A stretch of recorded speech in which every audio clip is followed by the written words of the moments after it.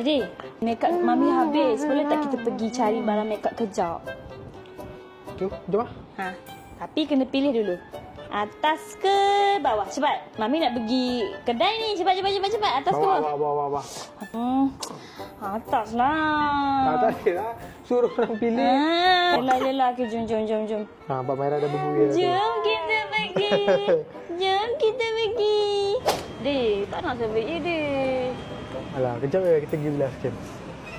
Tak nak survey mana ada apa-apa. Nak beli apa sayang? Tak nak lah. Comel lah. Sayang, ada kuisu dah.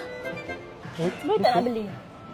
Boleh juga. Dah boleh ke I nak beli sebab tadi kan awal-awal tadi Mami tak setuju nak datang survey kan. Tapi kalau ada kuisu Mami bolehlah beli. Mami nak 2, boleh tak? Okey. Boleh? Okey. Tapi tadi Didi kata Didi nak beli aiskrim kan? Boleh lah. Pakai apa ni? Coba sini. Sini. Thank you Didi belanja. Best Mami suka benda ni sebab benda ni boleh putihkan kulit Mami. Dia tak? Ya. Kalau Didi nak putih, tapi Didi kena makan satu kotak lah. Apa arti ni? Lepas kita dah beli kids wheel, Didi pilih nak atas ke bawah? Atas lah. Atas? Okey. Dah mana? Damascus. Yeay, tadi Didi kata nak pergi Sukiah. Mana bukan Didi? Dia nak makan Sukiah. Alah, Damascus lah. Yeay, Damascus.